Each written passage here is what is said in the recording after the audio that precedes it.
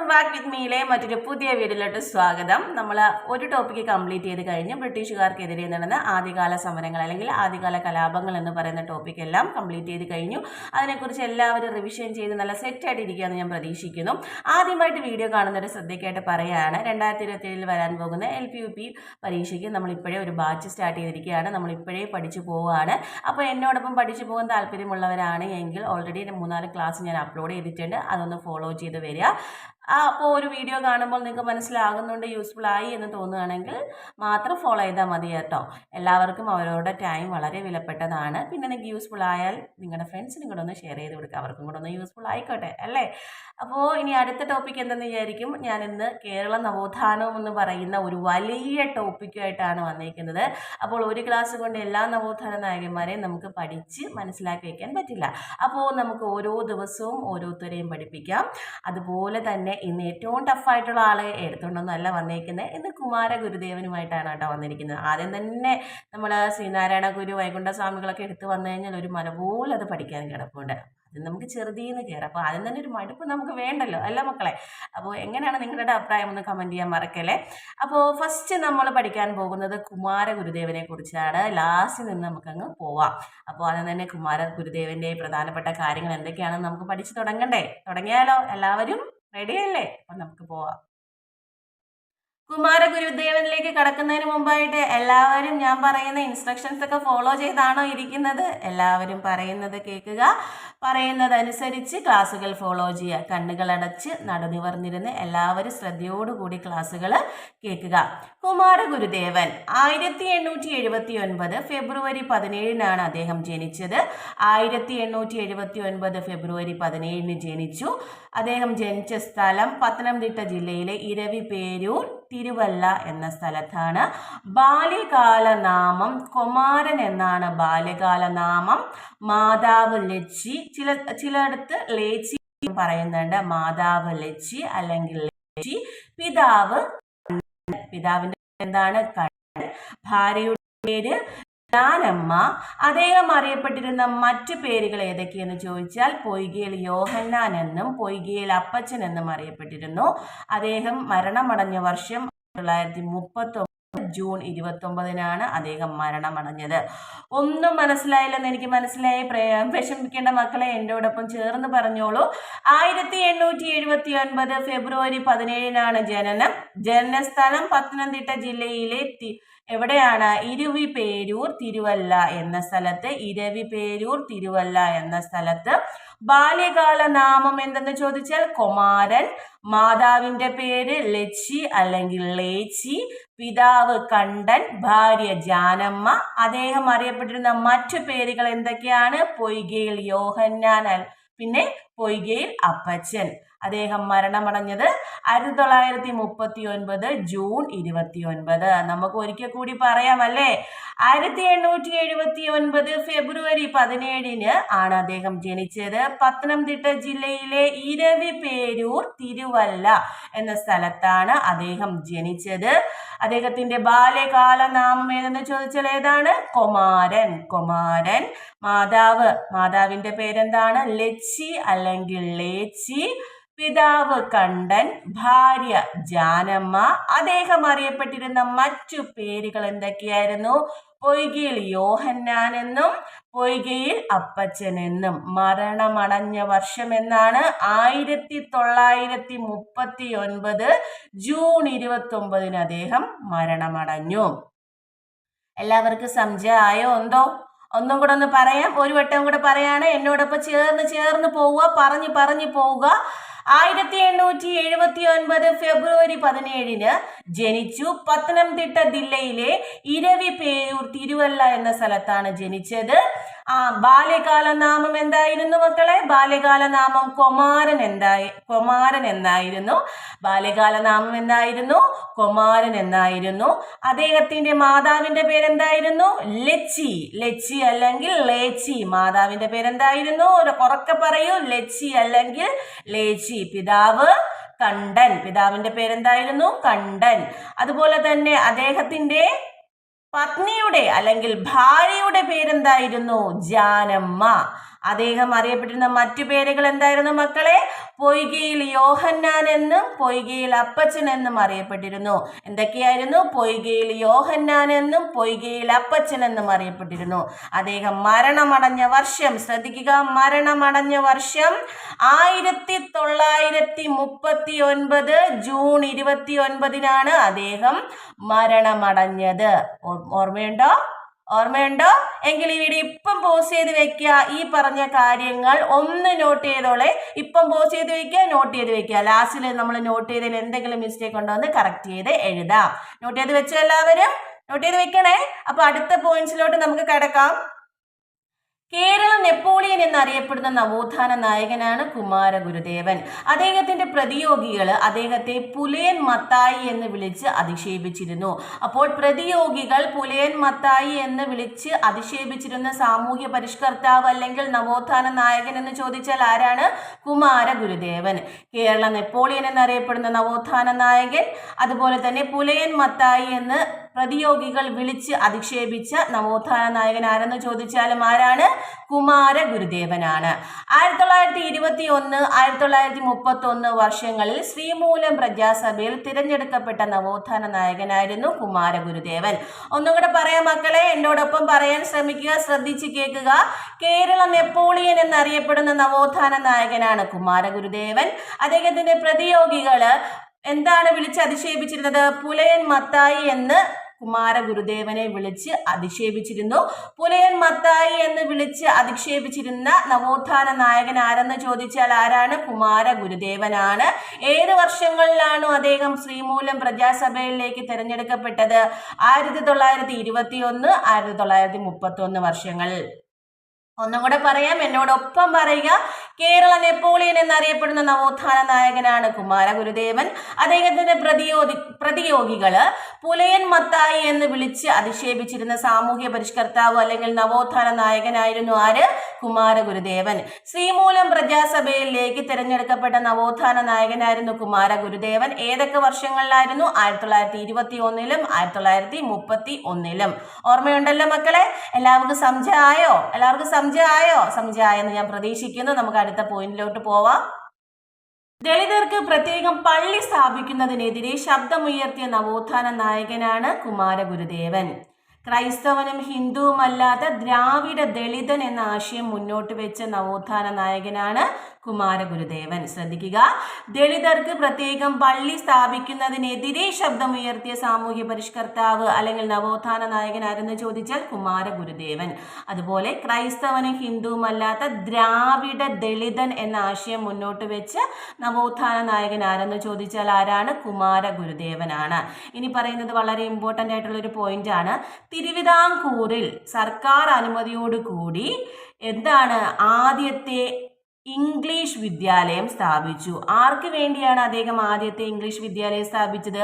അയിത്ത ജാതിക്കാർക്ക് വേണ്ടി. അപ്പോൾ സർക്കാർ അനുമതിയോടുകൂടി തിരുവിതാംകൂറിൽ അയിത്ത ജാതിക്കാർക്കായിട്ട് ആദ്യത്തെ ഇംഗ്ലീഷ് വിദ്യാലയം സ്ഥാപിച്ച നവോത്ഥാന നായകനാരെന്ന് ചോദിച്ചാൽ ആരാണ്?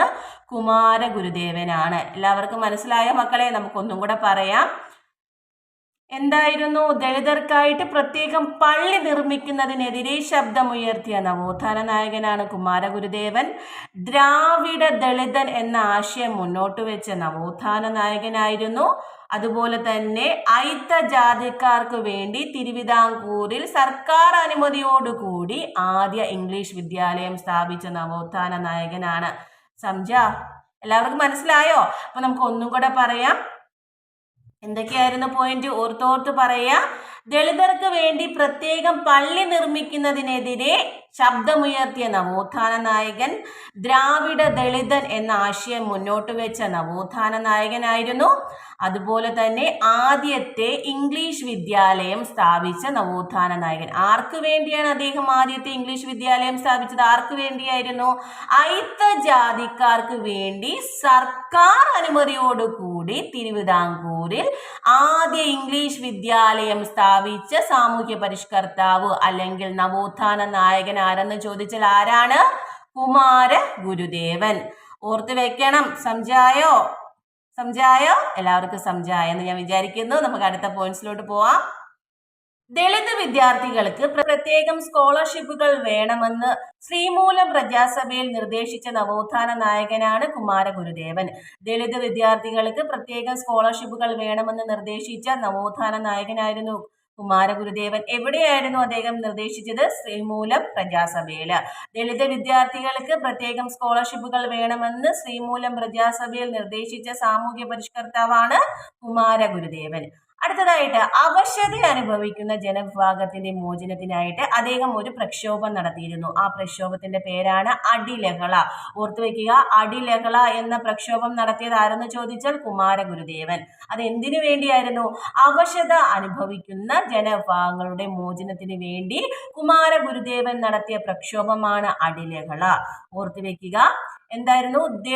ദളിത് വിദ്യാർത്ഥികൾക്ക് പ്രത്യേകം സ്കോളർഷിപ്പുകൾ നൽകണമെന്ന് ശ്രീമൂലം പ്രജാസഭയിൽ നിർദ്ദേശിച്ച നവോത്ഥാന നായകനായിരുന്നു കുമാരഗുരുദേവൻ. അടുത്തതായിട്ട് അദ്ദേഹം സംഘടിപ്പിച്ച പ്രക്ഷോഭമായിരുന്നു അടിലഹള. എന്തിനു വേണ്ടിയായിരുന്നു? അവശത അനുഭവിക്കുന്ന ജനവിഭാഗങ്ങളുടെ മോചനത്തിന് വേണ്ടി നടത്തിയ പ്രക്ഷോഭമാണ് അടിലഹള. ആരാണ് അടിലഹള നടത്തിയത്? ഓർത്തുവെക്കുക, കുമാരഗുരുദേവൻ. ഇങ്ങനെ ചോദിക്കുക, അടിലഹള എന്ന പ്രക്ഷോഭം നടത്തിയ സാമൂഹ്യ പരിഷ്കർത്താവ് ആരെന്ന് ചോദിച്ചാൽ ആരാണ്? കുമാരഗുരുദേവനാണ്. അടിലഹളയിൽ ഉൾപ്പെടുന്ന മറ്റ് പ്രക്ഷോഭങ്ങൾ എന്തൊക്കെയാണെന്ന് നോക്കാം. വാകത്താനം ലഹള, കൊഴുക്കുംചിറ ലഹള, മംഗലം ലഹള, മുണ്ടക്കയം ലഹള, വെള്ളീനടി സമരം. അപ്പൊ ശ്രദ്ധിക്കുക, വാകത്താനം ലഹള, കൊഴുക്കുംചിറ ലഹള, മംഗലം ലഹള, മുണ്ടക്കയം ലഹള, വെള്ളീനടി സമരം. എൻ്റെ മക്കളെ ഒന്നും കൂടെ പറയാം നമുക്ക്. എന്നോടൊപ്പം പറയൂ.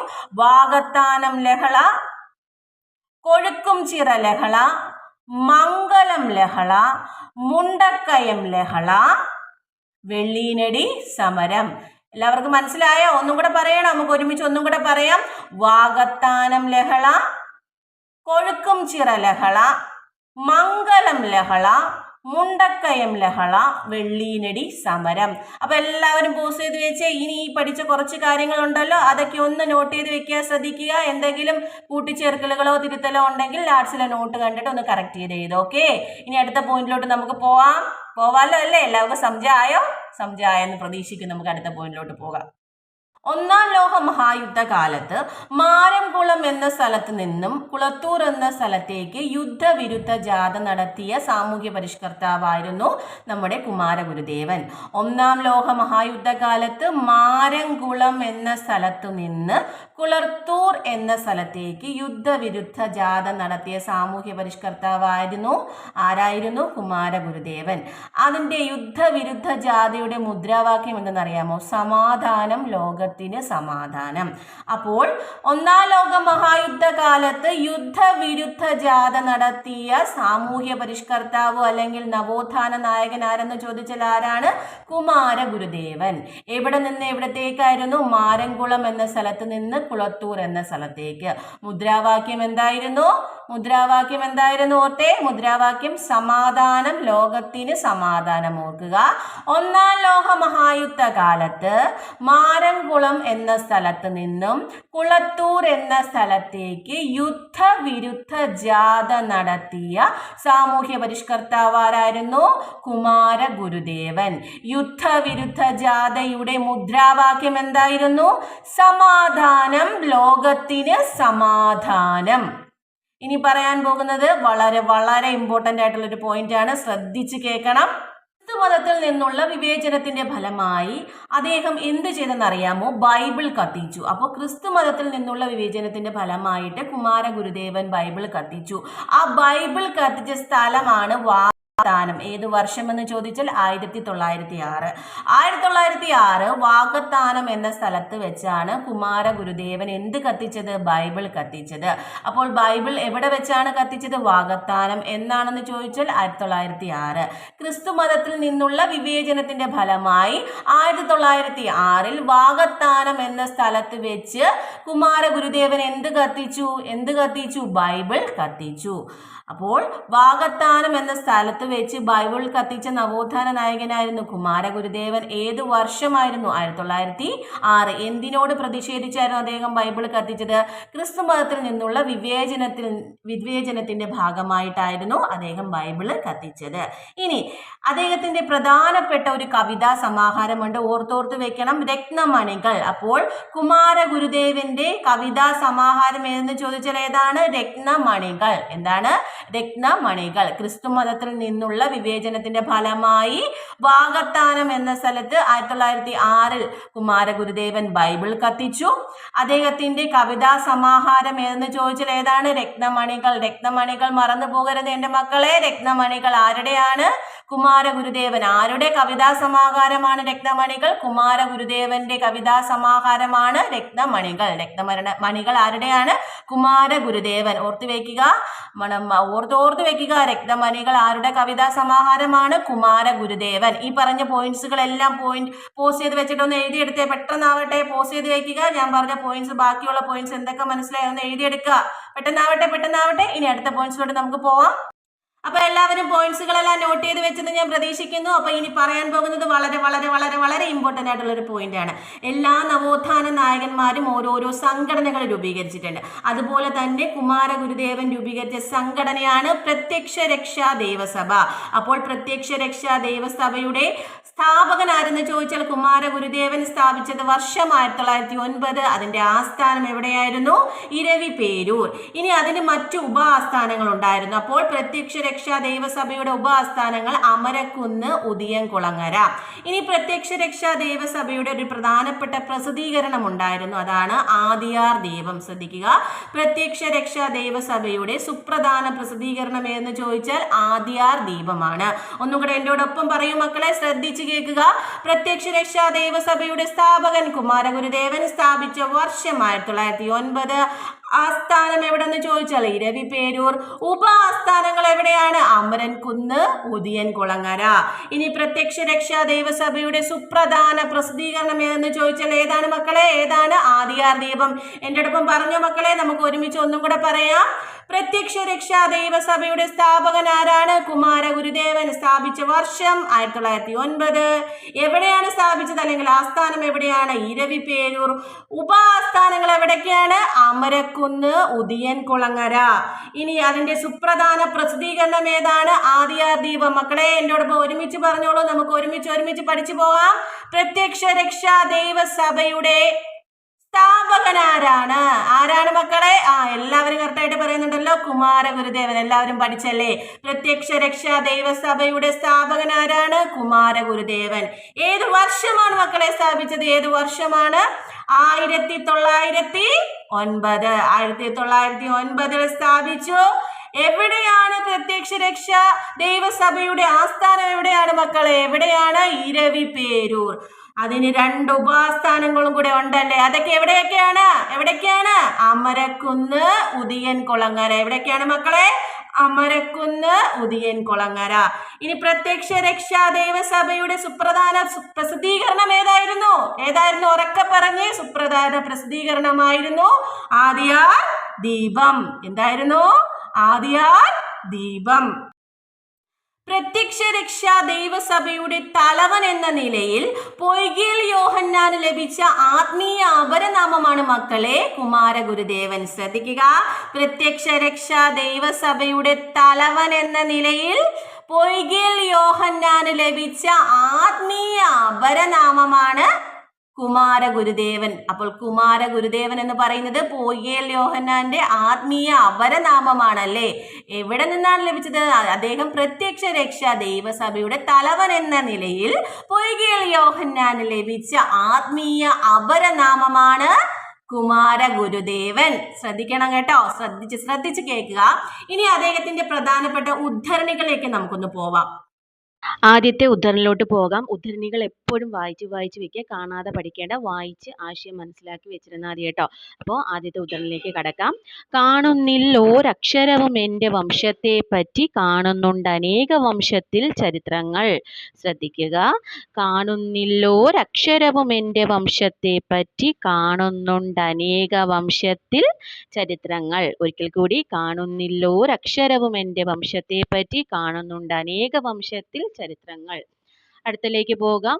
മുൻപിതാക്കൾക്ക് വന്ന ദുഃഖവാർത്തകൾ കേൾപ്പിൻ, കാളകൾ പോത്തുകൾക്കും ഇണയായി കൂട്ടിക്കെട്ടി നിലങ്ങളിൽ ഉഴുതിടുന്നു. മുൻപിതാക്കൾക്ക് വന്ന ദുഃഖവാർത്തകൾ കേൾപ്പിൻ, കാളകൾ പോത്തുകൾക്കും ഇണയായി കൂട്ടിക്കെട്ടി നിലങ്ങളിൽ ഉഴുതിടുന്നു. ഒന്നും കൂടെ. മുൻപിതാക്കൾക്ക് വന്ന ദുഃഖവാർത്തകൾ കേൾപ്പിൻ, കാളകൾ പോത്തുകൾക്കും ഇണയായി കൂട്ടിക്കെട്ടി നിലങ്ങളിൽ ഉഴുതിടുന്നു. അവസാനത്തിലോട്ട് പോകാം. ഭക്ഷണം കിട്ടുന്നില്ല, വേലക്കൂലികൾ ഓർത്താൽ ഒട്ടും സഹിപ്പതില്ല. ഭക്ഷണം കിട്ടുന്നില്ല, വേലക്കൂലികൾ ഓർത്താൽ ഒട്ടും സഹിപ്പതില്ല. അപ്പോൾ ഈ ഒരു ഉദ്ധരണികളെല്ലാം റിപ്പീറ്റ് അടിച്ചൊന്ന് കേട്ട് വെക്കുക, ഒന്ന് നോട്ട് ചെയ്ത് വെക്കുക കേട്ടോ. ഇത് അതേപോലെ ഒന്ന് നോട്ട് ചെയ്ത് വെച്ചിട്ട് ഓരോ ദിവസവും എടുത്തങ്ങ് റിപ്പീറ്റ് ചെയ്ത് നമ്മളൊന്ന് റിവിഷൻ ചെയ്താൽ മതി. നമ്മുടെ മനസ്സിൽ നല്ലതുപോലെ തങ്ങി നിൽക്കും, ഒരിക്കലും മറന്നു പോകത്തില്ല. അപ്പോൾ നമ്മുടെ കുമാര ഗുരുദേവന്റെ ഉദ്ധരണികളെല്ലാം എല്ലാവർക്കും ഒന്ന് മനസ്സിലായെന്ന് വിചാരിക്കുന്നു. അപ്പോൾ എൻ്റെ മക്കളെ, എല്ലാവർക്കും ക്ലാസ് മനസ്സിലായെന്ന് പ്രതീക്ഷിക്കുന്നു. കുമാര ഗുരുദേവൻ എല്ലാവരും സെറ്റാക്കിയെന്ന് വിചാരിക്കുന്നു. അപ്പോൾ റിവിഷൻ ചെയ്യുക. ബ്രിട്ടീഷുകാർക്കെതിരെ നടന്ന ആദ്യകാല കലാപങ്ങൾ എന്നൊന്നും കൂടെ റിവിഷൻ ചെയ്യുക. അതുപോലെ തന്നെ കുമാര ഗുരുദേവൻ കിടക്കുന്നതിന് മുമ്പായിട്ട് എല്ലാം റിവിഷൻ ചെയ്യണം. രാവിലെ എണീക്കുമ്പോൾ റിവൈസ് ചെയ്യണം. എല്ലാം കണ്ടിന്യൂ ചെയ്ത് പോകുമെന്ന് പ്രതീക്ഷിക്കുന്നു.